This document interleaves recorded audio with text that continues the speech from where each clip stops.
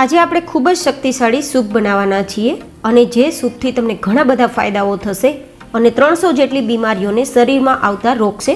ખાસ કરીને વધારાની ચરબી શરીરમાંથી ઓગાળવાનું કામ કરશે અને તમને કેલ્શિયમનું પ્રમાણ વધારી અને હાડકાઓને પણ મજબૂત કરશે. તો ટેસ્ટી સૂપ બનાવવાની શરૂઆત કરીએ.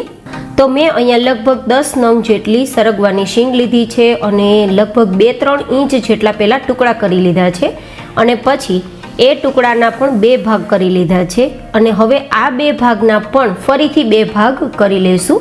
એટલે કુલ ટોટલ આપણે શીંગમાંથી 3-4 ઇંચ જેટલો ટુકડો કરવાનો અને પછી ફરીથી તેના 4 ટુકડા કરવાના.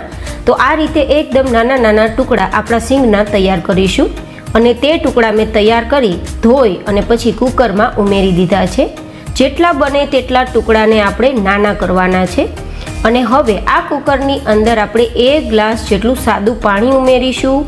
સાથે જ 1 ચપટી જેટલી આપણે અહીંયા હળદર ઉમેરીશું અને હવે આ કુકરનું ઢક્કણ બંધ કરી ધીમા ગેસની ફ્લેમ પર 5 સીટી સુધી આપણે બાફીશું. ગેસની ફ્લેમ હાઈ ના રાખતા, નહીં તો પાણી બળી જશે અને શીંગનો સ્વાદ ખરાબ આવશે.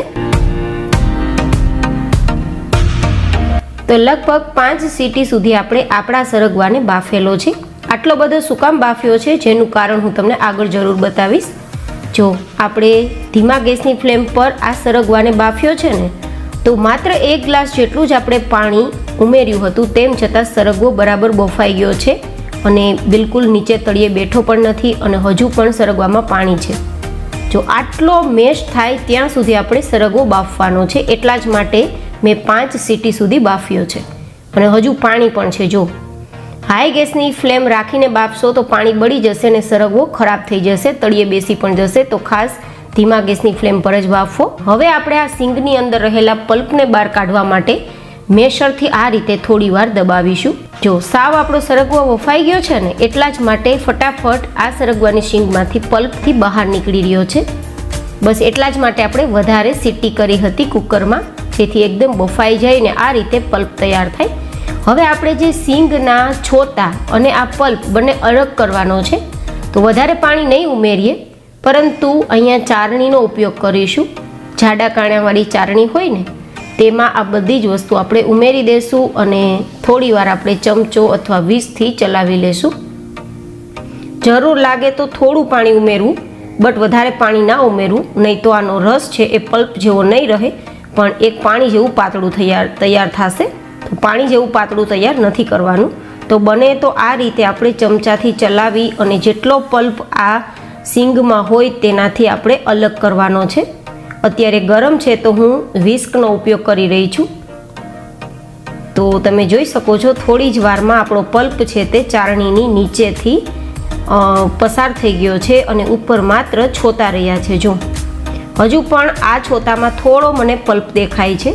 તો હું કુકરમાં 1/2 ગ્લાસ જેટલું પાણી ઉમેરી અને આ પાણીની અંદર આપણે જે છોતા ઉમેર્યા છે તેને હવે આ રીતે હાથથી મસળી લેશું. કારણ કે હવે આ સરગવાના છોતા છે એ ઠંડા પાણીમાં જાય તો સરગવો છે તે ઠંડો થઈ જશે, બિલકુલ ગરમ નથી લાગતો. તો આ રીતે હાથથી આપણે મસળશું તો બધા જ છોતા તમે જોઈ શકો છો કે બિલકુલ આમાં પલ્પ નથી. જો હવે આ છોતાને આપણે ફેંકી દઈશું. જો છે ને બિલકુલ પલ્પ વગરના છોતા.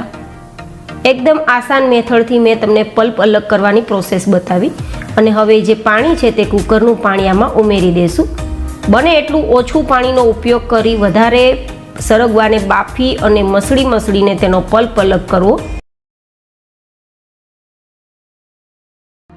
તો આપણું સૂપ છે તે તૈયાર થઈ ગયું છે.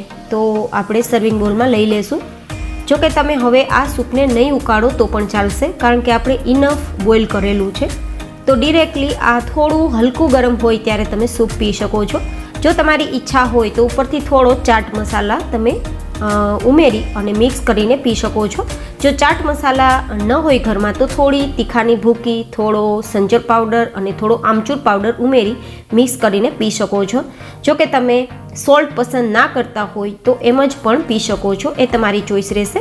તો તૈયાર છે ખૂબ જ હેલ્ધી, ખૂબ જ ટેસ્ટી, ફાયદાકારક આ સૂપ. ફરી મળીશું એક ડિસન્ટ એન્ડ હેલ્ધી રેસીપી સાથે. ત્યાં સુધી take care and bye bye.